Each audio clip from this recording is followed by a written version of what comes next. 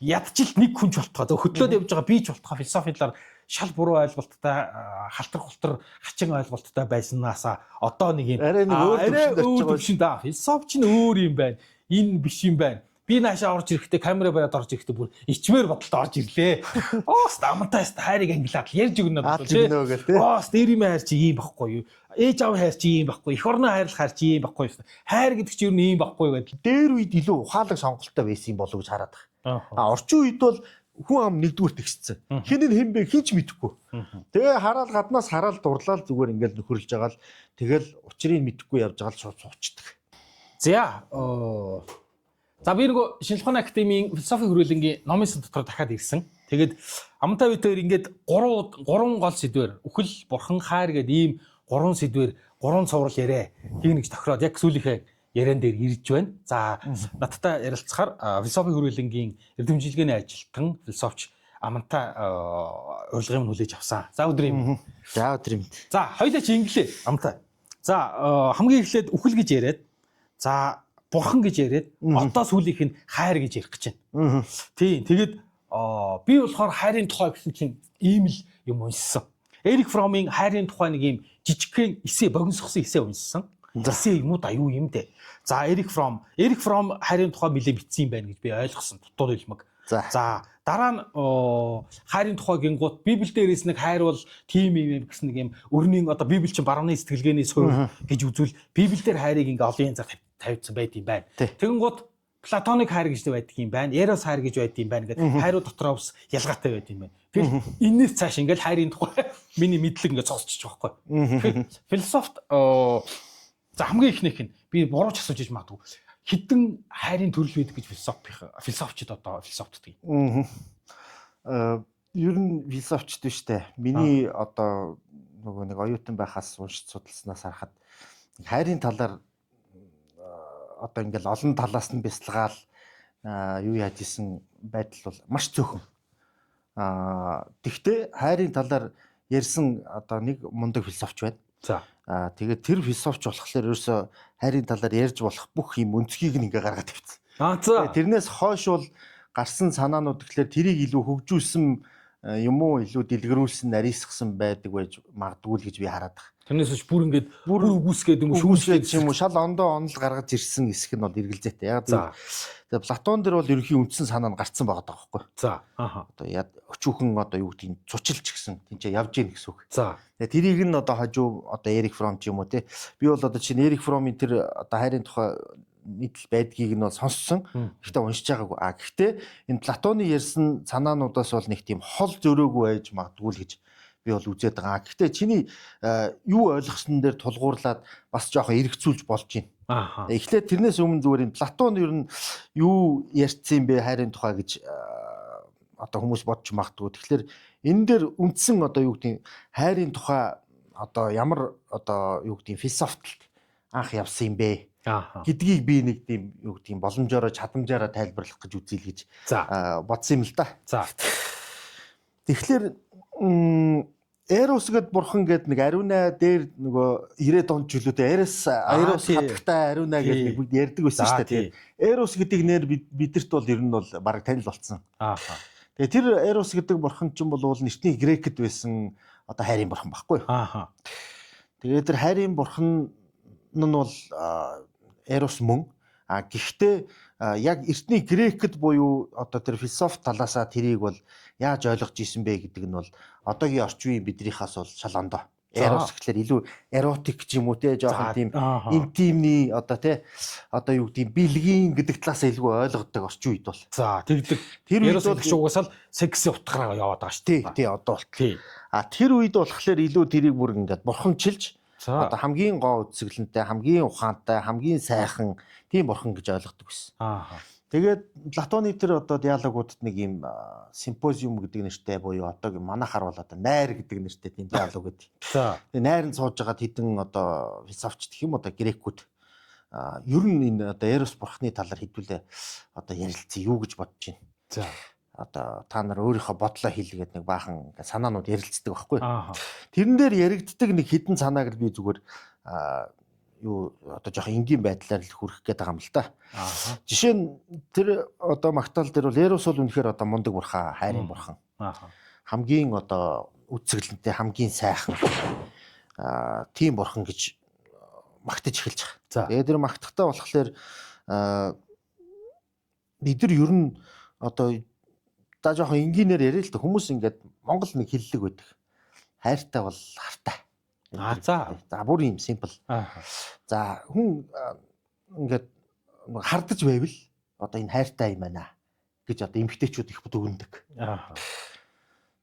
Тэгээд нөгөө хардж ивэл энэ ер нь надад одоо үнэхээр сайн юм байна гэж ойлгох. Сүүлдээ хардахгүй болохоор эргэлздэг ч юм уу те. Гэтэл яг яс юмн дээр болохоор хайр чинь бол эхний нэг Федер гэдэг нэг нөхөр бол тэгж байгаа юм л. Хайр бол тэр одоо эзэмших биш ээ. Ер нь Платоны диалог дээр ч гэсэн хайрыг бол яг энэ одоо жирийн хүмүүсийн яриад байгаа тэр нөгөө нэг хардах гэдэг талаас нь биш. Одоо эерэг талаас нь хардаг гэсэн үг. За бид нар ягаад ч юм амьдрал дээр ингээд хардах одоо юу гэдэг сэрдэх тий харамлах гэсэн нэг ийм нөгөө амин хуваа хичээсэн ч юм уу нэлээд тийм сөрөг хандлагыг хайртаа бас хольж утгаад идэг.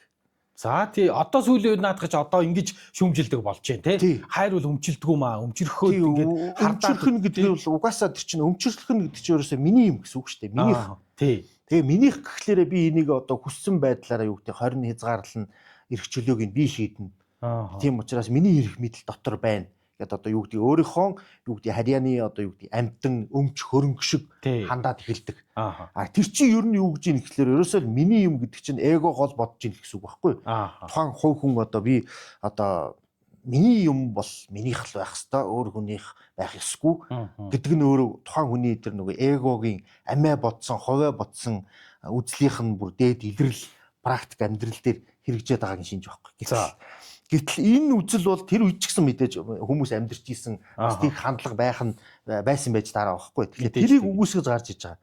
Хайр гэдэг чинь бол одоо хамгийн сайн сайхан зүйл ээ. За одоо харин ч минийх гэж одоо нөгөө өмчрөхөх биш. Харин ч тэр хайрынхаа төлөө өөрийгөө золиослоход бэлэн байдаг. Тэ? Юу ч хийхэд бэлэн байдаг. Тийм одоо эр зориг, өөрийгөө золиослох чадвар. Тэр одоо эр зоригийг үнэнч байдлыг хэлж байгаа маа. За энийг л одоо би бол хайр гэж хэлж байна гэдэг ерөөсө Федер бол маргаж эхэлж байгаа. Тийм учраас энэ байр суурнаас бол нэг үнцгийг ингэж харуулж байгаа. Хамгийн эртний бурхан юм аа Эрос гэдэг чинь. Энэ хамгийн эртнийх гэдэг утгаараа ерөөсө энэ эрч хүч зоригтэй өөрийг тэрнийхээ төлөө хайрынхаа төлөө юу ч хийхээс одоо буцхааргүй болцсон. Тэр одоо үзэл санааг бол би бол одоо Эрос бурхны одоо гол шин чанар гэж. Тийм учраас одоо хүн хайр бол хүнийг хайртай хүнийхээ төлөө одоо өгөхөөс ч яахгүй болгодог гэдэг талаас нь би бол харж ийн гэж. Нэг ийм онол байж байгаа. За нөгөө нэг онол нь болохоор бас нэг грек нөхөр одоо дунднаас нь орж ирэл ярилцлагад оролцож байгаа юм л та. Хайр бол ерөөсө хоёр янз байж болно. Нэг нь болохоор одоо нийтийн хайр.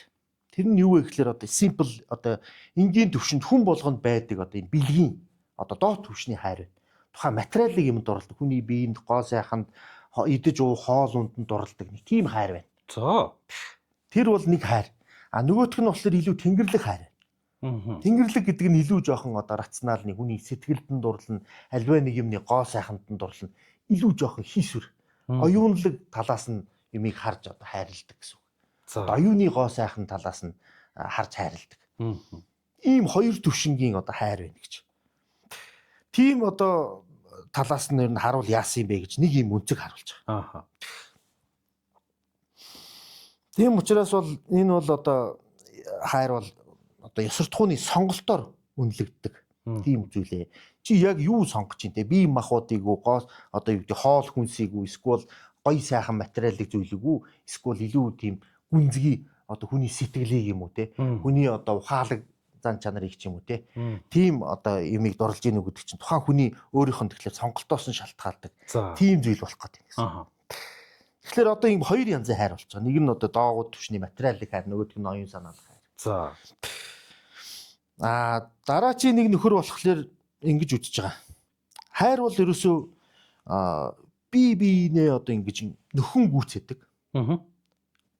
Эрэгтэй нэмэгтэйг нөхөн гүйцэдэг. Тийм одоо бүтэн нэг юмыг нэг юм зохилдлогоотой болгодог тийм зүйлээ. Хайр бол ерөөсөө зохилдлогоо гэсэн. Энгийн ярих юм бол гормон тийм ээ. Ингээд хоёр одоо хайртай дуртай хүн хоёр хүн нийлэхлээрээ ч юм уу нийлэхлээрээ одоо ингээд зохилдог. Угаасаа одоо биендээ хайртай хүмүүс хоорондоо таардаг. Таарж байгаа байдал нь ингээд хоорондоо зохицож байгаа гэсэн үг. Тэгээд зохицож ийн гэдэг чинь ерөөсөө хайр чинь нэг ийм одоо зохилдлогоо нийл илэрхийлэх юм аа гэж. Тийм нэг онлайн. Тийм учраас ерөөсөө хайр гэдэг бол ерөөсөө орчлон ертөнцийн зохилдлогооны илэрхийлэл юм аа гэж. Тийм нэг онлоо байгаа. Нөгөөх нь болохоор нэг Аристофан гэдэг нөхөр болохоор хайр гэдэг чинь бол харин ч зохилдлогоо биш. Харин ч одоо нөхөн гүйцээх гэж алдагдлаа, дутуугаа гүйцээх гэж оролддог. Тийм одоо зүйл юм аа. Хайр болохоор алдагдсан бүхлээ ирж хайх тийм хүсэл юм тэмүүл гэж. Одоо дутуу өөрт нь дутуу байхгүй юм олж авах гэсэн тэр одоо тэмүүл. Надад одоо юу байхгүй байна. Тэрийг л одоо өөрийн болгож авах гэсэн. Тэр энд нэг сул тал нь юу вэ гэхээр нөгөө өөрийн болох гэж авах гэдэг тэр нэг юм жоохон өмчрөхөх тийм хандлага нь жоохон юу гэдгийг өрөөсгөл гэх юм уу шүүмжлэхээр харагдаж байгаа. Өөрөөр хэлбэл одоо юу гэдгийг өөрт нь дутагдж байгаа тэр юм л хүн ер нь өөрт нь байхгүй юмыг л хүн одоо олж авах гэж тэмүүлдэг. Өөртөө байхгүй юмны төлөө хүн чинь одоо гүйдэг хөөцөлдөг хараадаг. Тийм учраас бол дутууга нөхөх гэсэн тийм одоо тэмүүлэл юм аа гэж. Тийм эдгээр ингээд ийм хагас дутуу энэ онол дээр тулгуурлаад Платон ерөөсөө нэгтгээд ер нь юу гэж дүгнэж ийн гэхээр ерөөсөө эн чинь нэг ийм юм байсан юм аа гэдэг нэг юм эмгэний дүр төрх гаргаж ирээд тэр нэг юм үлгэр ярьж байгаа маягаар. Тэгсэн чинь эртээр үед ингээд Порос гэдэг нэг бурхан байсан. Порос гэдэг бурхан болохоор одоо арга чаргын бурхан. Одоо байгаа одоо бүх аргаа хэрглэж юу гэдэг зоригтой хүрдэг. Бүх одоо юу гэдэг оюун ухааныхаа чадамж одоо хамгийн тийм юу гэдэг суу залтай сэргэлэн арга ухаантай тийм бурхан байдаг ч Порос гэдэг. Нөгөөх нь болохоор одоо Пеня гэдэг ийм одоо юу гэдэг ядуурлын одоо юу гэдэг бурхан хэм ааши одоо үгээгүй ядуу байдлыг илэрхийлдэг тийм одоо бурхан байна гэж. Бүр за. Тэг энэ хоёрын одоо нөхцлөөс буюу одоо нөхцөн гэдэг нь нөгөө нэг хуучин утгаараа энэ хоёр нөгөө нэг юу гэдгийг гэрлээд нөхцний улмаас Эрос гэдэг бурхан үүссэн юм аа гэж. Тэгээ үнэндээ ер нь бол Платон энэ санаануудыг нэгтгээд юу гэж хэлэх гээд байна гэхээр ерөөсөө нэг талаас хайр гэдэг бол юу юм аа гэж. Тэмүүлэл юм аа гэж. Нэг юм руу тэмүүлэх гэж байгаа тэмүүлэл. Сайн сайханд юм уу, гоо сайханд ч юм уу те. Нэг юм руу тэмүүлэх гэж байгаа тэмүүлэл мөн үү гэвэл мөн. Тэгээ тэр тэмүүлэл нь яагаад би үүсч бий болж ийн гэхээр өөрт нь яа харахгүй одоо байхгүй зүйлийн төлөө тэр зүйлийн төлөө тэмүүлж байгаа. Өөрт нь байхгүй эсвэл юу гэдгийг төгс төгөлдрөлөө тэмүүлэх гэж байгаа тэмүүл. Илүү одоо юу гэдгийг сайн сайхан руу тэмүүлэх гэж байгаа тэмүүлэл гэсэн үг. Нэг талаасаа нөгөө талаасаа одоо тэр үгээгүй ядуу байдлын бурхан нь Эросыг бас одоо хоош нь чанга татдаг. Яагаад гэвэл дандаа тийм одоо нэг юмар дутагдж гачигдж явж идэг. Гачигдж явж идэг. Өгүүлэгдэж явж идэг. Тийм одоо төрөлхийн мөн чанартай Эрос бурхан бол. Тийм учраас заавал тэр одоо өөрт нь байхгүй байгаа. Тийм учраас Эрос бурхан бол өөрөө төгс төгөлдөр биш. Үжээ хайр гэдэг бол өөрөө тийм одоо бүрлдсэн бэлэн болцсон төгс төгөлдөр биш юм а гэж. Яг гэвэл саяны өмнөх тэр нөгөө сэтгэгчд ярихдаа ингэж хэлж байгаа байхгүй. Хайр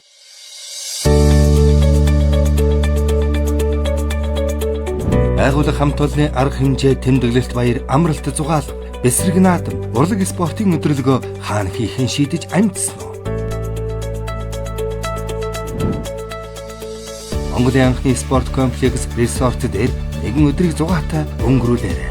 Дан засмал замаар очих боломжтой. Хөл бөмбөг, сагсан бөмбөг, волейболын талбай, стандарт шаардлага хангасан спорт зал. Эрүүл чанартай хүнсээр бэлтгэсэн өдрийн 2 хоо, тоглог гэрүүд, зочид буудлын өрөөнүүд, канат хаус. Зөвхөн танаа байгууллагад зориулсан үйлчилгээ галын наадам спорт тоглоом. Та дээрх үйлчлэгээнүүдээс гадна дараах нэмэлт багцуудыг авах боломжтой. Өдрийн 4 дугуйт мото аялал, тайз хөгжим, апартуур, лед дэлгэц түрээс, entertainment арга хэмжээ, хөтлөгч DJ, автобус түрээсийн үйлчилгээ. Эрт захиалахгүй бол хөссөн өдрүүд тань болдохгүй шүү. 7 хоногийн даваагаас пүрэв гарагуудад захиалга өгвөл хөнгөлөлттэй та бүхнийг урьж байна. Харилцах утасны дугаар 9918 4884 9595 2567. Манай хаяг Дархан явах зам дагуу Улаанбаатар хотоос 43 км. Говь resort. Баггүй. Хайр гэдэг болохоор ерөөсөө өөрөө төгс төгөлдөр сайн сайхан юм аа. Хайрлаж байгаа нь өөрөө сайхан юм аа гэж бид нар ч гэсэн амьдрал дээр ярьдаг. За тийм. Ер нь хайрлах чинь сайхан юм аа. Тий. Гэтэл тэр чинь өөрөө бас яг тийм төгс төгөлдөр зүйл биш ээ. За. Энд чинь ерөөсөө нэг юм процесс юм байна. Одоо тэмүүлэл нэг юм руу тэмүүлж байгаа тэмүүлэл. Тэр тэмүүлэл чинь өөрөө төгс төгөлдөр биш. Хүрэх гэж байгаа тэр нэг юм одоо юу гэдгийг зорилго нь объект нь гэх юм уу те. Тэр нь өөрөө тийм сайн сайхан зүйл байгаад байгаа. Тэр нь өөрөө бидэрт байхгүй. Бидний одоо хүсэж тэмүүлж исэн, өгүүлж исэн тэр зүйл байх хэвээр. Тэгээ тийшээгээ тэмүүлж байгаа тэмүүлэл юм аа гэж. Эндээс ерөөсөө бас нэг одоо юу гэдгийг философийн давхар санаа нь юу гарч ирдэг вэ гэхээр энэ ерөөсөө бас хүний өөрийнх нь одоо юу гэдгийг трагик буюу эмгэнэлт байр суурийг харуулж байгаа. За. Хүн бол аливаа нэг юм мэдлэг ухаан. Энэ одоо энэ хайрын тухай энэ нөгөө нэг онолч зөвхөн одоо хүн хоорондын хайр биш. Аливаа нэг юмд тэмүүлэх хайр л одоо мэдлэгт дурлах хайр бас давхар илэрхийлж байгаа байхгүй юу? Хамгийн ерөнхий утгаараа яриад байгаа учраас хайрыг. Тийм учраас одоо хүний энэ нөгөө нэг одоо төрөлхийн мөн чанартай ч гэсэн холбоотой. Хүн өөрөө мэдлэггүй. Тэгсэн мөртлөө мэдлэгийн төлөө тэмүүлээд идэг. За. Тэгээ огт мэдэхгүй юм уу гэд мал амьтантай харьцуулахлаар хүн бол юм мэдээд идэг. Мэдээж мэдлэгтэй байдаг. Тэгээ бүгдийг мэддэггүй гэхлээр бас мэдэхгүй зөндөө байгаад идэг. Тэгээ тэр мэдлэг руугаа хүн чинь уулын тэмүүлэх гээд идэг. Тэмүүлэх одоо ирмэлзэлтэй байдаг. За. Тэр чинь өөрт нь байхгүй байгаад шүү дээ гол нь. Тэгж. Дээрэс нь тэр байхгүй байгаа юм хүн олохын тулд тийшээ тэмүүлж байгаа тэр тэмүүллийг хайр гэж хэлээд байгаа. За. Дээрэс нь тэр нэг одоо бас нэг дутмаг тал нь болохоор өөрт нь бас тэр мэдлэг байхгүй учраас мэдлэг байхгүйгээ хүн өөрөө бас сайн мэдээд байгаа. Тэр утгаараа ер нь Платоны одоо энэ хилээд байгаа хайр бол ерөөсөө л эцсийн дүндээ бол одоо альва нэгэн тийм тэнгэрлэг сайн сайхан юмны төлөө зөвхөн тэнгэрлэг биш бас ерөөсөө материалын утгаараа ч гэсэн Платон хэлж байгаа. Бид одоо ингээд нөгөө юу гэдгийг эсрэг хүүстэндээ дурлаад хайрлаад одоо юу гэдгийг татагдаад одоо юу яадаг тийм үү гэрэлдэг хүүхдтэй болдог тийм үү. Тэгэхээр энэ болж байгаа энэ процесс чи өөрөө бид нар ер нь өөрийгөө нөгөө нэг юм мөнхийн болох гэж ирмэлцэж байгаа нэг илэрхийлэл. Үр удмаараа дамжаад бид нар өөрсдийгөө ингээд сунгах гэдэг нь шүү дээ. Өөрсдийнхөө амьдралыг мөнх рүү тэмүүлэх гэдэг. Мөнхийн одоо тэр нөгөө нэг амьдрал руу тэмүүлэх гэдэг байгаа нь үр удмаараа одоо юу гэдэг үр удмаа үлдээж ийж тэгж одоо тэмүүлж байгаа байдал одоо материалын утгаараа илэрхийлэх гэж. За. Доод төвшөндөө. Дээд төвшөндөө болохоор бид нар одоо юу гэдгийг энийг нь одоо юу гэдэг илүү жоохон тийм спираль байдлаар ингэж би одоо ойлгосон байхгүй харуулах гэдээсэн болов гэж. Материалын төвшөнд хүн бол одоо юу гэдгийг секс хийж ин тийм үү. Дараачийн төвшөнд болохоор Платон хэлж байгаа зөвхөн нэг хүн сайхан байх биш. Зөндөө олон хүмүүс сайхан болж эхэлнэ гэсэн үг. Эмэгтэйчүүд ер нь ямар сайхан юм бэ? Одоо юу гэдэг Монгол бүсгүйн гоо үсгэлэн одоо ямар гоё болоо вэ гэж дуулдсан шүү дээ. Өөрөөр хэлбэл арай жоохон хайрын одоо гүнзгий төвшин дээр гараад ирэхлээр эсвэл дээгүүр төвшөнд гараад ирэхлээр зөвхөн нэг хүн ямар гоё юм бэ биш. Ерөөсөө эмэгтэйчүүд ямар гоё юм бэ гэдэг тийм хийсвэр гоо сайхан. Хийсвэр гэхлээр бас одоо сөрөг хүмүүс болгочоод ийм илүү нөгөө нэг юм дээд зэргийн тэнгэрлэг гоо сайхан дуурлаад эхэлж гин гэсэн үг. Тэгээд дараа нь ерөөсөө энэ эмэгтэй чинь ямар гоё юм бэ гэж дүгнэхээс гадна илүү ингээд гүнзгий боловсроод юу гэдэг хайр нь илүү гүнзгийрээд ирэхлээр ерөөсөө хүн гэдэг юм чинь ямар сайхан юм бэ одоо тий одоо маш инэрэнгүү муухай байж болно гэхдээ бас сайн ч байж бас болж байна төгс төгөлдөр болж одоо төгс төгөлрөөр тэмүүлж болж байна сайхан ааш гаргаж болж байна сайхан сэтгэл гаргаж болж байна тий ер нь хүн гэдэг чинь ер нь ямар одоо сайн сайхан юм бэ Тэгээ хүнийг инэрч хайрлах. Одоо ялангуяа буддизмд бол тэр илүү нөгөө нэг гүн одоо тэнгэрлэг түвшний илэрхийллийн хайр нь бол тэнд харагдж идэг. Хүн зөвхөн нэг хүнийг хайрлах ш буддизмд бол яадаггүй. Бүх хүнийг инэрч нэгүсдэг. Хамаг амьтны тусын тулд өөрөөсөө амьд байгаа тэр бүх амьтныг л инэрч хайрлаж ийн гэсэн. За тэрний дараачийн түвшин болохоор нөгөө Платон чинь илүү одоо тэнгэрлэг буюу ерөөсөө тэр одоо гоо сайхан гэж юу вэ? За тэр одоо нөгөө өнгөрсөн нөгөө өхөл мөхөл дээр би ярьжсэн шүү дээ бурхан дээр.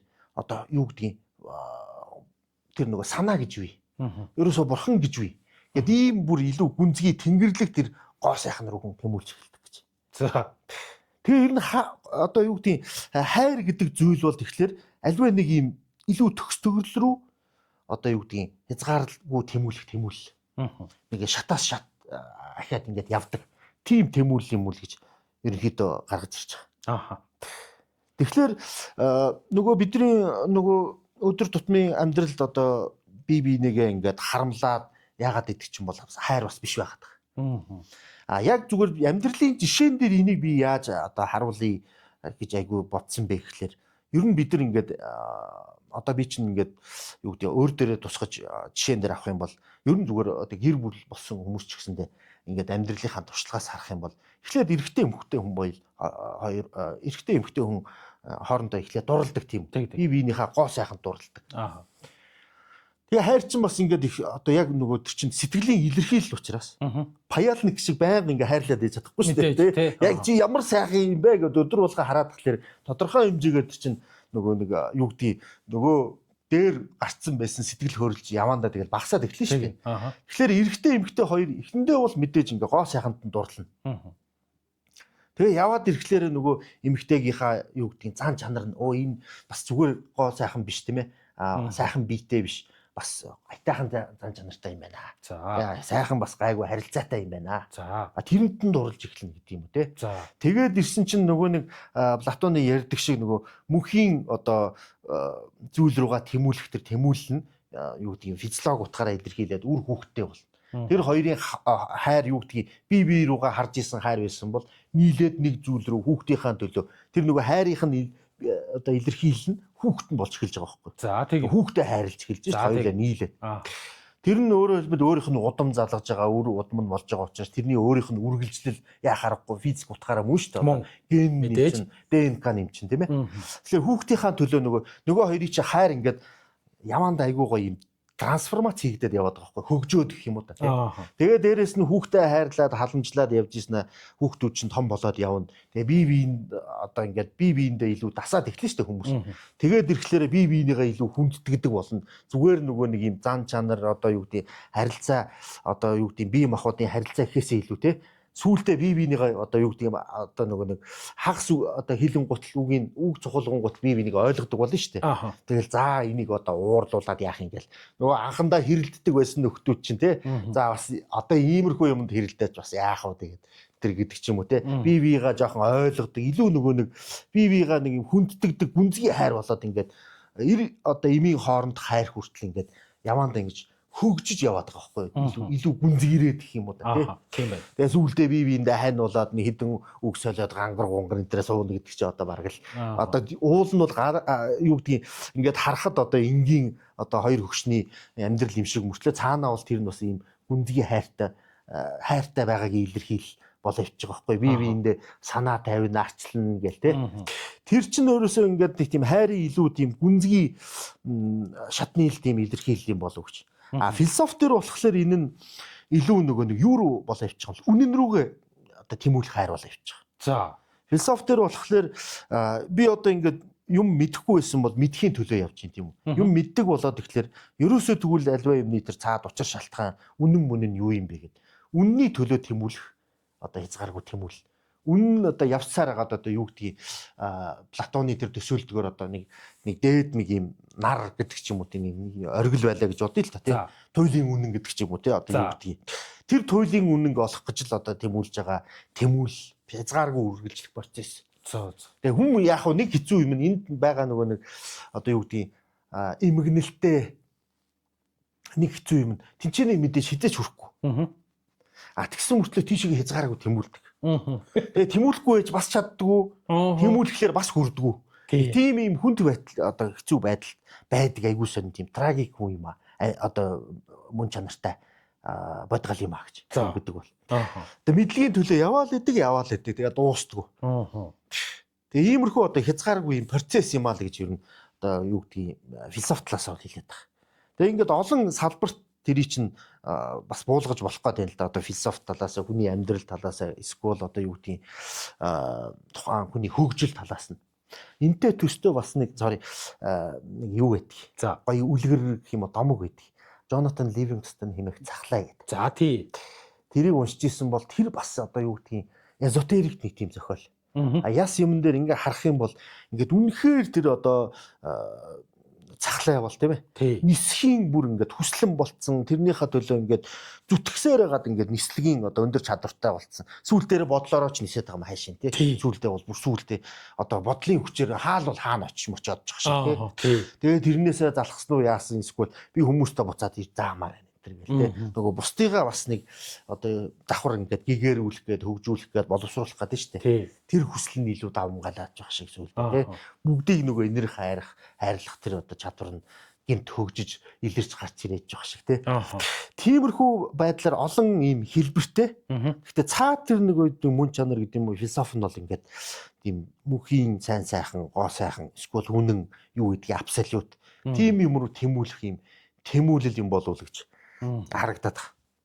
Юг тэгвэл одоо чинь ингээд яг одоо таны ярианаас ингээд би өөрөө ингээд эргцүүлэхээр тэгвэл бид нар л ингээд амар ялгаад одоо чинь аав ээжийг хайрлах хайр бол өөр. За ирэмээ хайрлах хайр бол өөр. Тэгжэл бүр одоо эх орноо гэдэг юм уу элэг нэгтнээч гэдэг юм уу те хайрлах хайр бол бүр тусдаа шал өөр ийм олон төрлийн хайр байна гэдсэн чинь эдгээр чи яг ингээд философи саяны яриагаар бол мөн чанартай тэгвэл нэг юм шиг тий. Ер нь бол мөн чанартай хэлбэр нь жоохон ондоо болохоос биш бараг л одоо ойролцоо мөн чанартай гэсэн үг. Болчиход байгаа. Тэгээд яг нөгөө амьдрал дээр харилцаан дээр ингээд ярихлаар ерөөсөө энэ нөгөө хайр гэдэг байгаа юм чинь яг эцсийн дүндээ бас одоо өөр нэг байдлаар юу гэдгийг тайлбарлах гэж оролдох юм бол эмпати л гэсэн үг байхгүй юу? Эмпати гэхлээр гадаад үг. Монголоор энийг яаж болох вэ гэхлээр энерхэл юм байлээ л дээ. Энерх нэгүсэх. За өөрөөр хэлбэл тухайн хүний оронд өөрийгөө тавих чадвар. За тэгж орчуулсан байна эмпатиг. Тий. Өөрөөр хэлбэл одоо чи бусдыг ойлгож инэрч чадж гин гэдэг чи юу гэсэн үг гэхээр бусдын оронд өөрийгөө тавиад энэний оронд байсан бол би ингэж ингэх байсан юм байна. Яа харахгүй юм байна да гэж тэр хүнийг ойлгох, сэтгэлээрээ ойлгох чадвар. Тийм учраас юу гэдэг энэ хүнийг үннийг хэлээгээд гомдоох уу? Эсвэл за ингэж стресстүүлээд яах вэ зүгээр чимээгүй орхих уу? Тэ? Ер нь үннийг хэлэх үү, тэр хүнийг хайрлах уу гэдэг чинь бараг дилемма болч одоо юу гэдэг сонголт болчихгүй тухайн хүний. Тэр хүн тэгээ хайр нь илүү давмгаалсан бол тий за энийг яах үннийг нь хэлж гомдоогоод яах тий одоо энэ хүн бол одоо сэтгэл нь тайван бай. Зовоогоо энэ хүнийг зовоогоод яах юм. Эсвэл одоо үнэхээр одоо хайр нь юу гэдгийг хайр гэдгийг ойлгосон хүн бол хайр гэдгийг одоо илэрхийлж чадж байгаа хүн бол яадаг вэ гэхээр одоо юу гэдгийг надад хандж байгаа эсвэл чамд хандж байгаа ямар нэгэн тийм үдсэн ядсан дургуутсан илэрхийлэл биш үү? Тэрийг чи ингээд хүн болгон ингээд жишээ нь хинч гэсэн өөр чин дургу хүн дургу шүү дээ. Дургуйчлаар тий. Ямар сонин яах гэдэг юм би яагаачгүй байх та яах гэдэг юм бэ тий. Гэтэл хайрлаж байгаа хүн яадаг вэ гэхээр энэ ер нь их зовоод байна да. Нэгдүгээрт намайг үзий ядаж зовоод байна. Хоёрдугаарт өөрийгөө зовоогоод байна. Бусдыг үдий ядснаар. Тэгээд ингээд өөрөө зовоод байна. Зайлвал энэ одоо уул нь бол яг өксөөгөл байх л та. Гэхдээ ингээд өөрөө ч зовоод өрөөлөгч зовоод ингээд өөрөө тийч шаналаад байна. Зайлвал энийг нэг тусалчих юмсан. Гэт нэг юм бодож штэ. Тэр чин болохоор хайр болчиход байгаа байхгүй юу? Яс жинхэнэ. Энэ бол илүү юу гэдгийг хайр гэдэг ойлголтондоо илүү төхөн. Тэгээ бид нар энийг нөгөө нэг өдөр тутамд хэрэгэлдэг тэр дурлал гэдэг ойлголтойгоо жоохон холчоод идэг учраас тэр нөгөө нэг хүсэл тэмүүлэл хүсэл тачаал нь энэ чи хаана байгаа юм бэ хайрыг гэж яриад идэг. Тэгэхээр хайр болохоор тэр хүсэл тачаал буюу тэр нөгөө англиар бол тэрий чинь ялгцж байгаа desire эсвэл love гэдэг хоёр хувааж байгаа байхгүй. За тэгээд монголоор болохоор тэр нөгөө энгийн тэр хүсэл тачаалыг бас адилхан хайр болгоо хийдэг. Одоо би чамд хайртай штэ гэдэг. Тэр нь болохоор уул нь бол өөрөө бодохдоо би тэр одоо эмэгтэй хүнийг илүү дотн одоо юу гэдэг илж таалмаар байна. Би энд нь хүрмээр байна гэж бодож байгаад хайртай гэж хэлж байгаа боловч яг нөгөө нэг гүнзгий утгаараа болохоор тэр хайр чинь болохоор илүү нөгөө нэг бусдыг ойлгох гэсэн, энэрх гэсэн тэр одоо ирмэлцэл болчиход байгаа байхгүй. Тэгээ тэрийг бид нар ч нөгөө нэг буруу ярьж зөв ойлгоно гэж ярьдэн. За тэгдэг. Тэр шиг нэр томьёогоо буруу хэрэглээд идэх. Хайр гэж бүх юм дээр. За. Гэтэл цаана одоо юугаа нөгөө дурлал болгоод байгаа, юугаа хайр болгоод байгаа, тий, юугаа хүндэтгэл болгоод байгаа гэдгээ ялахгүй л аваачаал. Хилээд илэрхийлээд идэх гэсэн үг болчиход байгаа байхгүй. Би тэгвэл буруу ойлгосон юм байна те. Ер нь философи тэгвэл ингээд нэг тийм аав ээж хайр бол ийм ялгаатай, эр нөхрийн ирэмээ хайр бол ийм ялгаатай, эх орноо гэдэг юм уу өөр одоо агуу зүйлийг хайрлах хайр бол ийм ялгаатай гэж философи тэгж ялгаж ангилж өгдөг. Ялгаж ангилахгүй. Ангилахдаа зүгээр саяны тийм ер нь одоо юу хайр гэдэг чи юу юм гэдэг нөгөө нэг онлоороо мөн чанараараа л ялгана уу гэхээс биш. За. Одоо өөрөөр хэлбэл юу гэдгийг яг одоо философийн ер нь бол альва одоо философийн үүднээс альва юмд философийн үүднээс хандж байгаа хандлага нь юунд оршдгоо гэхээр энэ нэг юмны цаад шалтгаан нь юу юм бэ гэхээс илүү тэр шалтгаан буюу хамгийн эцсийн шалтгаан нь ер нь яг юу юм бэ? Гол одоо суур шалтгаан нь юу юм бэ гэж хайдаг байхгүй. Тэгэхээр чин сайн ингээд хайр гэдэг юм чи ухаад ахлаар тэнд хүрээд байгаа болохоос өнгөцөн одоо юу гэдэг аав ээжийн харилцаа өөр нь өөр. Игч дүүсийн харилцаа өөр. Найз нөхдөд харилцаа өөр. Тэр харилцаа чинь одоо нийгмийн юун дотроо ч гэсэн одоо янз бүр байна. Мэдээж. Харилцахтаа тухайн одоо хүн бол янз бүрийн одоо маск зүүн. Одоо юу гэдэг найзтайгаа харилцахтаа нэг масктай, ээж аавтайгаа харилцахтаа нэг масктай. Тэр бол бүр амьдралын деталь болж байгаа. За. Философи дээр явхлаар энэ деталуудыг чинь бүгдийг нийлүүлж байгаа цаад шалтгааныг нь бүр шалтгааныхын зөвхөн цаад шалтгаан биш хамгийн эцсийн шалтгааныг нь хайх гэдэг учраас нөгөөдүүлийг чи ялгаа нь ерөөхдөө арилчаад байдаг тэр байхгүй. Тийм байна. Нийтлэг ялгаа нь арилчаад байдаг. Тийм учраас одоо яг амьдрал тутам дээр би яах вэ гэж асуухлаар философчд юу гэдгийг ерөнхийдөө наа чи ийм шүү гэдэг нэг тийм ерөнхий хариулт өгөөд идэг нь хам суур нөгөө онлынх нь үднээс л тайлбарлах гэдэг тэр юу болчиход байгаа байхгүй арга барил нь. Тийм байна. Харин тийм байна. Жишээ нь тэгвэл энэ бол Димич яг асуулт гэж магадгүй. Платоник хайр гэж ямар хайр вэ? Тэгэхээр Платон сэтгэл зүйчтэй гаргаж ирж байгаа онолууд юм байна тий. Платоник хайр, Эрос хайр одоо юу гэдэг өөр юучтэй ингээд бахан латин нэршилтэй хайруудын олон төрөл байна. Тэгэхээр Платоник хайр яг энэ дээр юу болж илэрч ийн гэхэлэр илүү нөгөө нэг одоо найз нөхдүүд философчд одоо ингээд тийм юу гэдгийг тэнгэрлэг юмсын талаар одоо хийсвэр гэдэг үгийг би одоо тэнгэрлэг гэдгээр солидог болчиход байна. Тэгэхээр тэнгэрлэг ийм санаалаг те ийм юу гэдгийг тийм зүйлийн талаар адилхан одоо ярилцаж мэтгэлцэх одоо юу гэдгийг маргалдах тийм ээ. Тэр талаар найз нөхөд болох. Түүнийш нөгөө физиологийн харилцаа дотны харилцаа биш. Нэг юм сайн сайхан зүйлийн төлөө одоо нөхөрлөх. Тэрийг л Платоник хайр гэдэг байхгүй эцсийн дүндээ. Өөрөөр хэлбэл юу гэдэг хоёлаа ингээд философийн талаар өнөөдөр ярьж штэ. Энэ чинь өөрөө одоо юу гэдэг Платоник хайр. Өөрөөр хоёлаа нэг сайн сайхан юу гэдэг нэг гэгээлэг хайрын тухай нэг сэдвээр ярьж байна. Энэ талаар одоо юу гэдэг маргалдж ээж болно, мэтгэлцэж болно, өөрийнхөө байр суурийг илэрхийлж болно. Ингээд ярьж байгаа байдал маань хоёлаа нэг юмыг ирж хайх гээд байна да. Хайр гэдэг юм чи юу юм бэ гэдгийг ингээд хамтдаа юу гэдэг эрэл хайгуул болоо явж. Тэгээ энийг ингэж эрэлхийлж байгаа байдал чинь юу гэдэг хамтарсан тэр одоо мэтгэлцээ нөхөрлөл тэр юм чинь л одоо Платоник хайр гэж илэрхийлэгдээд байгаа болохоос нөгөө нэг физиологийн хайр биш, гэр бүлийн хайр биш гэсэн. Би нэг ийм уншижсэн баггүй. Яг үннийг хэлэхэд одоо энэ бидний одоо гэдгийг Эрос хайр гэдэг байгаа энэ одоо 92 хүн гээд бие биендээ татагдаад тэгээ ингээд одоо хайр дурлалынхаа дагуу шийдвэр гаргаад хамтдаа суугаад те ингээд явах юм эн чинь бол ер нь баг саяхны юм буюу зүгээр л 15 дугаар зуунаас буюу романтизмын үеийн төсөлтөөс болсон гэж би нэг юм нийтлэл уншижсэн. За тэрэн дээр болохоор энэ бол философийн нийтлэл биш зүгээр сонирхолтой нэг юм эссе байсан баггүй.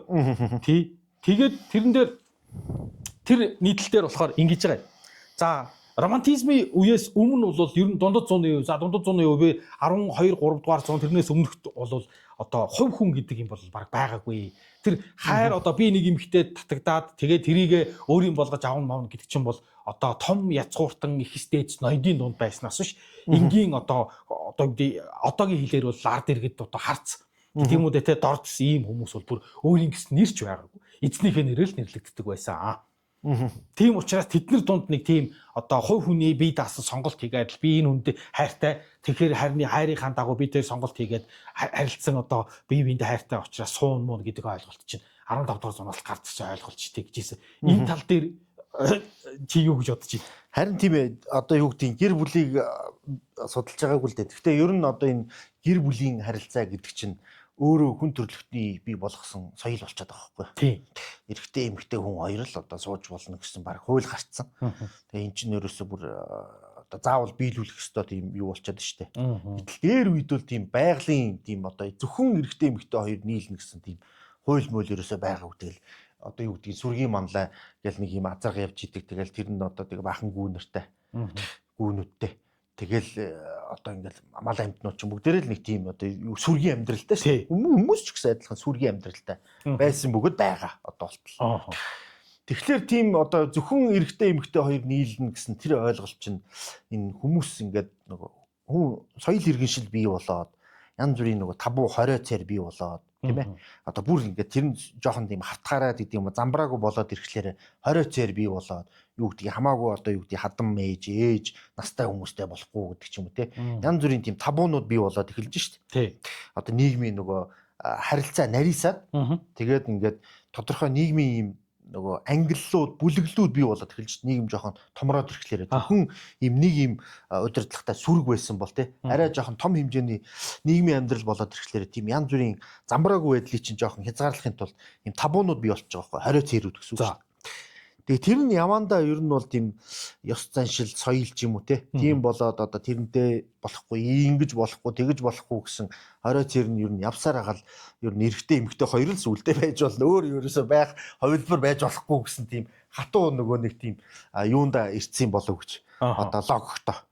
Түүнээс ер нь одоо байгалийн одоо нийгмийн ямар нэгэн хууль зүй тогтол үүсэж бий болохоос өмнө бол тэгэл ингээд өөртөө зөвхөн хоёроороо амьдраад хоёроороо энэ хорвоог туулаад юу гэдгийг хоёроороо агуу дотор амьдрал тий хоёроороо мал амтан барьж идэл агнаал агнаал боломжгүй шүү дээ зөвхөн эрэгтэй эмэгтэй хоёр хүн тий ингээд амтан агнах тийм ямар ч болцоо сүргээрээ очиж тэр чинь аваачаал ямар нэгэн аргаар хэд бат хийхгүй л тий тэрэн шиг тийм одоо нийгмийн хэм хэмжээ үүсгэхээс өмнө бол тийм одоо хууль байгаагүй илэрхий болчиход.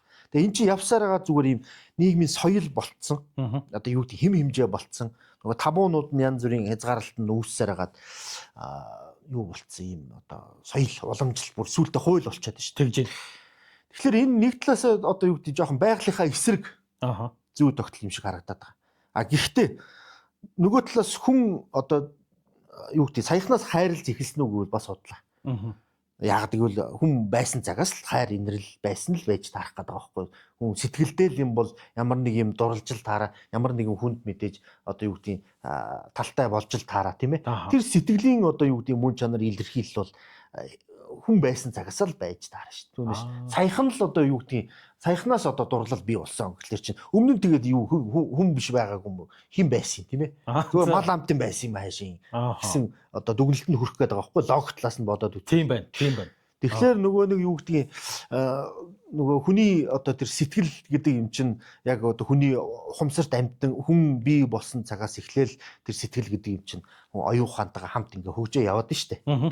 Тийм учраас тэрийг бол одоо юу гэдгийг сүүлд бий болсон хэлэхэд хэцүү. Тийм байна. Тий. Тэгээд тэр дурлал мурлал бол одоо эртнээсээ бол байдаг л байсан ба хайр одоо дурлал нь бол тийм ээ. Тэгээд юу гэдгийг бүр одоо тэр нь жоохон бэхжээд эрчимжээд ирэхлээрээ одоо юу гэдэг бие биенээсээ салхаа байгаад хамт байдаг байсан үзэгдлүүд байсан байх. Тэрийг одоо нэг судалж ирсэн биш учраас судлаагүй учраас бол сайн мэдэхгүй байна. Тэгтэл ингээд логикоор бодоход тийм ээ. Мэдээж одоо юу гэдгийг яг нэг өөрийн гэсэн өөрийнхөө тэр нөгөө нэг хайраа эсвэл сонирхч нөгөө юу гэдгийг жинхэнэ хайраа олоод тэгээд тэрнтэйгээ юу гэдгийг ингээд байнга салахгүй байж исэн тийм одоо юу гэдгийг жам ёс амьдрал бол байсан л байж таарах. Нөгөө орчин үеийн энэ соёл иргэншлээс өмнө ч гэсэн тийм ээ.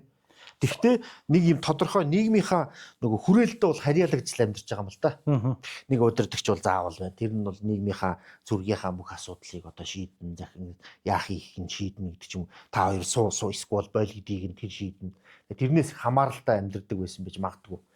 Тэр утгаараа зүгээр тэр хайр нь нэг тийм одоо сүртэй илэрдэггүй, илэрсэн ч одоо юу гэдэг ном зохиол бичиг судард нэх үлдээгүй байсан баг. Үлдснүүд нь их ховор нэг тод ингэж ялгарч үлдээд нэг цаас бичигэн дээр үлдсэн байвал үлдсэн байх юм.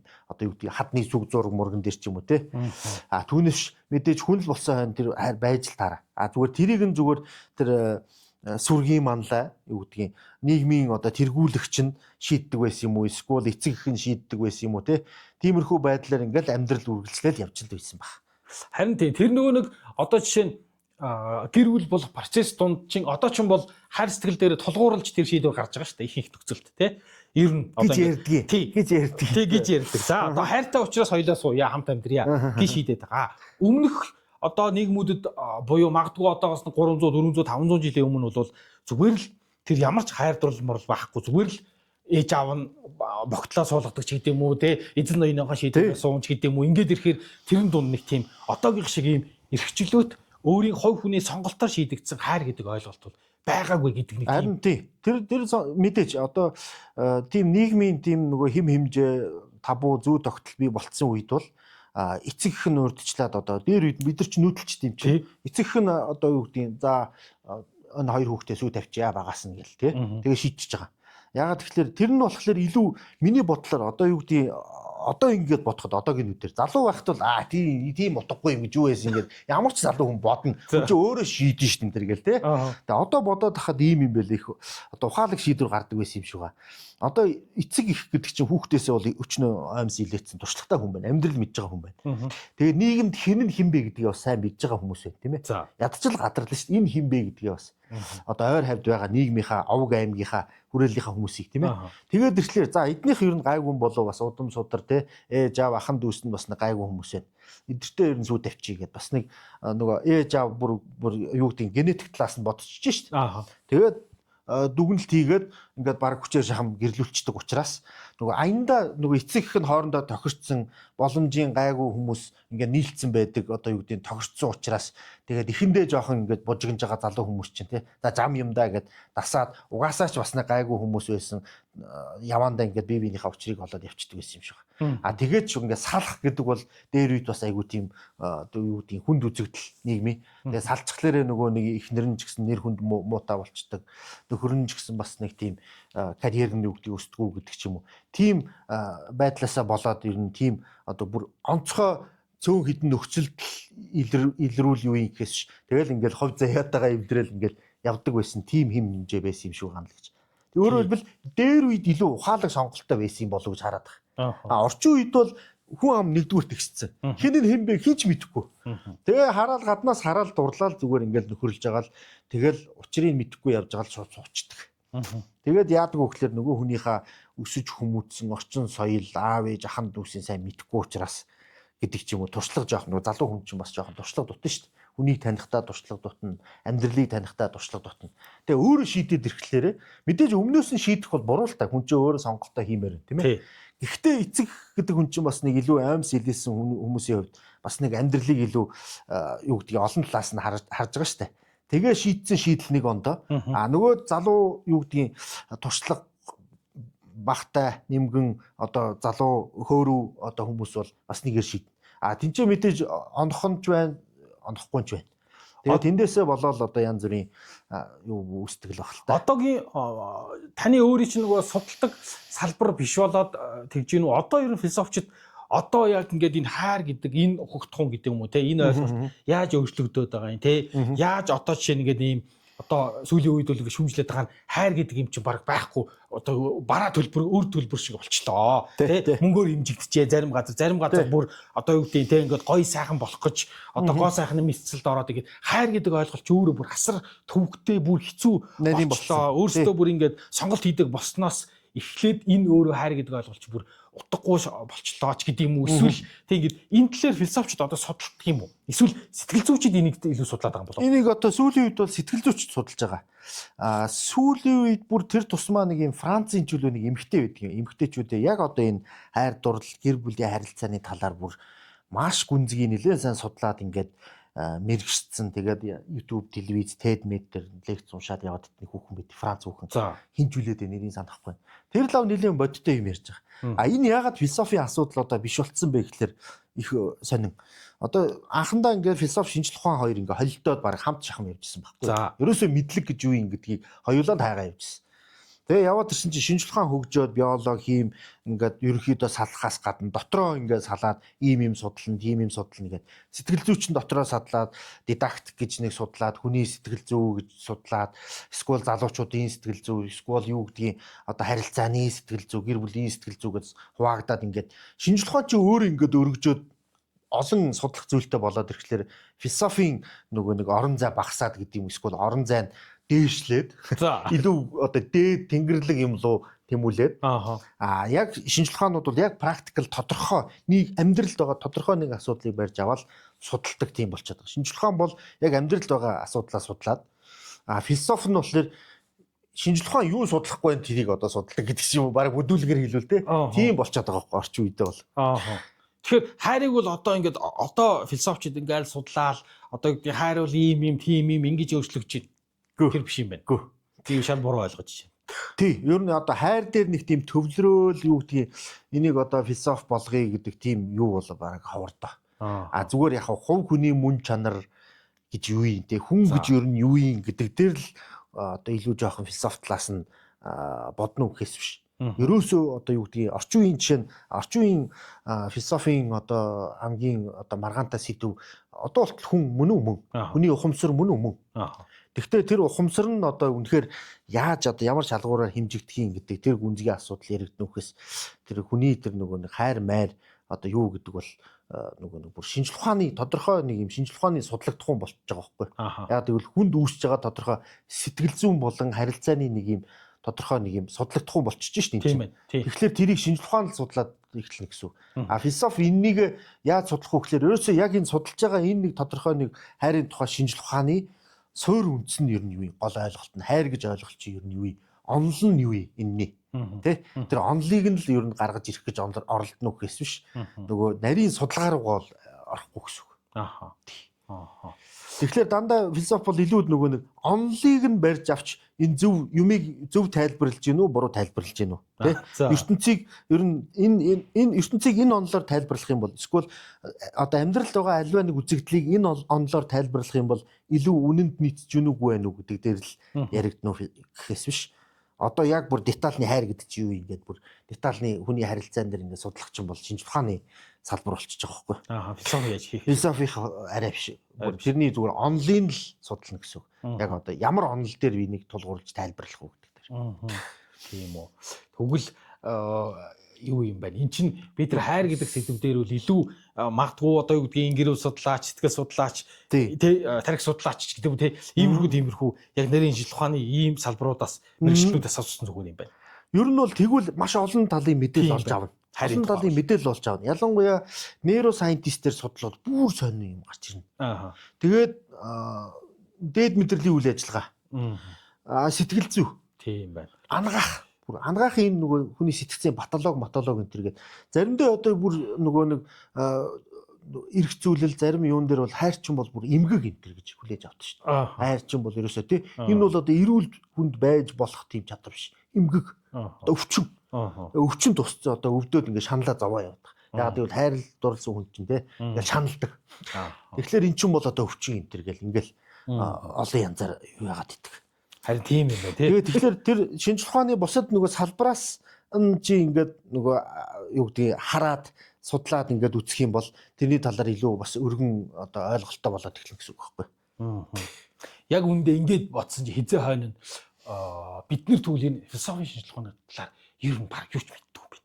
Тий. Үнэхээр юу ч мэддэг юм байна. Би бол одоо ингээд чухамстан хайрыг философичд судалдаг баг. Энэ хэдэл яста чиг үз тардаг баг та хайрын тухайстаа. Хайр чи юу юм хідэн ялгаатай тий. Тэснэ олон төрлийн хайр марь үүдийн бол гэсэн чинь яг үнэ хэлгээд хоёулаа бол өхөл бурхан хоёр дээр бол аюу сайн философицсан гэж бодсон байхгүй. Аюу ярилцлагууд гэхдээ биш үү. Одоо бид надад гурван талаас нь гурван нэр томьёоноос ирсэн боловч яг үнэндээ одоо хоёулаа бол ерөөсөө философийн тухай л ирсэн байхгүй. Тийм бай. Философиг энэ гурван талаас нүгээс харж болно. Гурван талаар нь ингэж илэрхийлж болно. Ягаад гэвэл философи гэдэг чинь өөрөө нэр томьёо нь өөрөө. цэцэн мэргэнд дурлах байхгүй. Тийм. Дурлалын ухаан байхгүй. Аа. Дурлж байгаа учраас дурлж байгаа ухаан болохоос биш шинжлэх ухаан биш байхгүй. Аа. Зүгээр Одоо чинь харин философч ааш өөрөө шинжлэх ухаан биш юм шинжлэх ухааны академийн байранд байгаад байгаа гэж гэдэг хүртэл тий.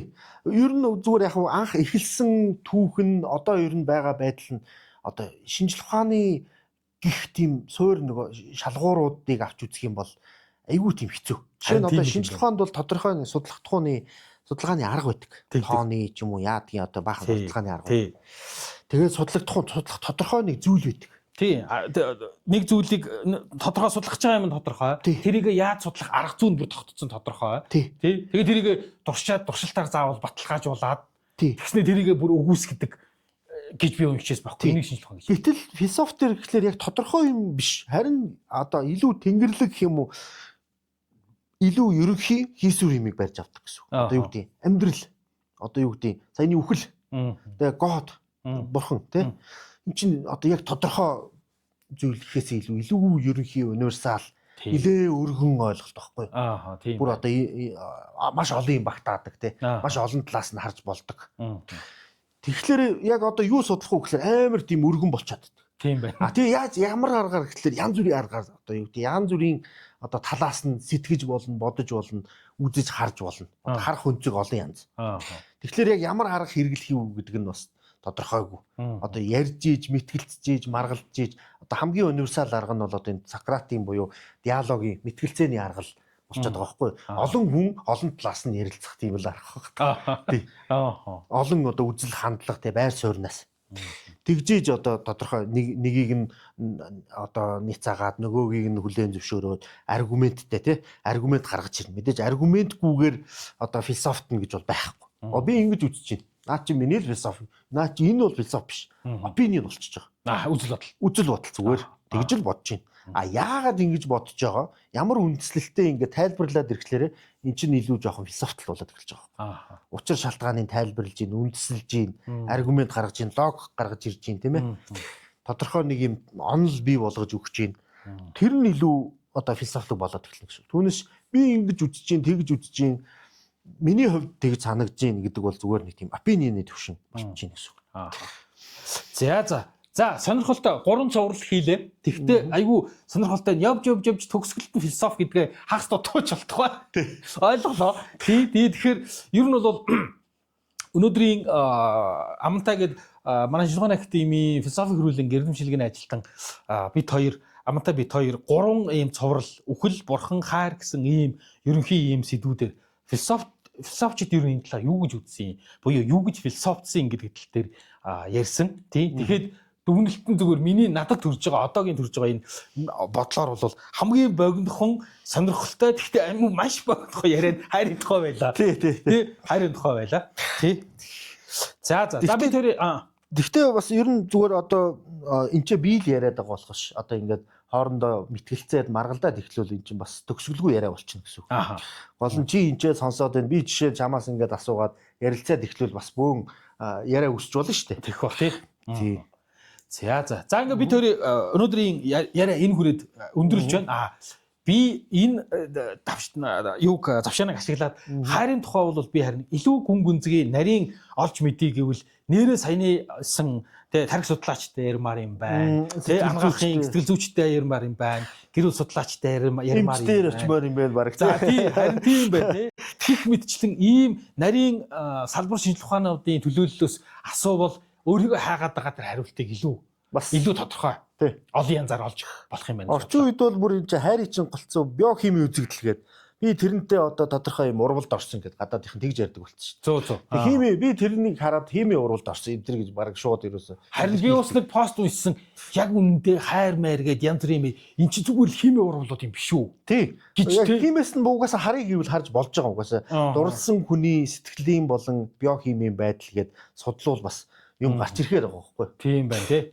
За энэ ч гэсэн сонирхолтой сэдв. Одоо чинь нэрээ ингээд тэр химч биохимч бол баг баахан томьёогоор илэрхийлж за дурлсан хүн бол цусндах оксидацин те ийм даавар ингэж ялгараад тий ийм байх юм байна. Тэгэхээр хайрын тухай өөр сонирхолтой байдлаар гэвэл харин тий. За тарих судлаач, сэтгэл судлаач гэр бүл судлаач, биохимч, анагаахын талаасаа ингэж ярилцсан сонирхолтой юм байна. Цоврал 3 яриа бидэнд өгсөнд ер нь философийн талаар ядчил нэг хүнч болтгоо. Хөтлөөд явж байгаа бич болтгоо философийн талаар шал буруу ойлголттой, халтар хачин ойлголттой байснаасаа одоо нэг юм арай нэг өөр төвшөнд да. Философи чинь өөр юм байна. Энэ биш юм байна. Би наашаа орж ирэхдээ камера бариад орж ирэхдээ бүр ичмээр бодолтой орж ирлээ. Оос амантайс хайрыг ангилаад ярьж өгнө бодлоо. Оос дээрийн хайр чи ийм байхгүй юу? Ээж аав хайр чи ийм байхгүй. Эх орны хайрлах хайр чи ийм байхгүй юу? Хайр гэдэг чи юу ийм байхгүй юу гэдэл ярьж өгөх юм болоо гэж бодсон. Тэг гих мэт гэтэл эцсийн дүндээ ер нь одоо тэр философи би дутуу ярьсан байлээ. Тэр философи гэдэг ойлголт маань өөрөө эцсийн мэрэгэн дурлах гэдэг ойлголт гэхгүй. Дурлалын энэ чинь ухаан. Тэр утгаараа тэр нөгөө нэг цэцэн мэрэгэн буюу тэр бүгдийг мэдсэн тэр төлөв байдал руу тэмүүлж байгаа тэмүүлэл зүгээр л одоо үшээ философч гэдэг хүн бол тэгэхээр үшээ одоо мэрэгэн болцсон ухаантай болцсон гэсэн үг биш. Тэр ухаантай болоход тэмүүлж байгаа тэр нэг юм хайр дурлал тэмүүлэл тэр мэдлэг дурлж байгаа тэмүүлэл мэдлэгийн төлөө одоо бүх одоо өөрийгөө золиослоо тэмүүлж байгаа тэмүүлэл тэрийг л илэрхийлж байгаа. Философч өөрөөр хэлбэл ийм хайр одоо бурхан үхэл гэдэг гурваар бас ингэ тайлбарлагдаж болохоор тийм юм өвөрмөц одоо ухаан болчих жобайгаа байхгүй. Тийм байна. За баярлалаа хөө. За маш их баярлалаа.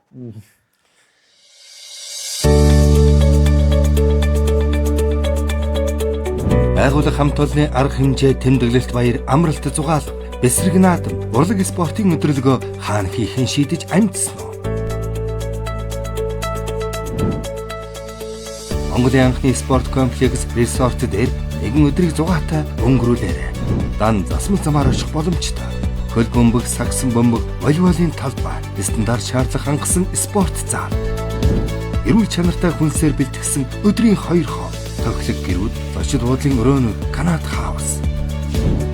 Зөвхөн танай байгууллагад зориулсан үйлчилгээ, галын наадам, спорт тоглоом. Та дээрх үйлчлэгээнүүдээс гадна дараах нэмэлт багцуудыг авах боломжтой. Өдрийн 4 дугуйт мото аялал, тайз хөгжим, апартуур, лед дэлгэц түрээс, энтертайнмент арга хэмжээ, хөтлөгч DJ, автобус түрээсийн үйлчилгээ. Эрт захиалахгүй бол хөссөн өдрүүд тань олдохгүй шүү. 7 хоногийн даваагаас пүрэв гарагуудад захиалга өгвөл хөнгөлөлттэй та бүхнийг урьж байна. Харилцах утасны дугаар 9918 4884 9595 25 67. Манай хаяг Дархан явах зам дагуу Улаанбаатар хотоос 43 км. Говь resort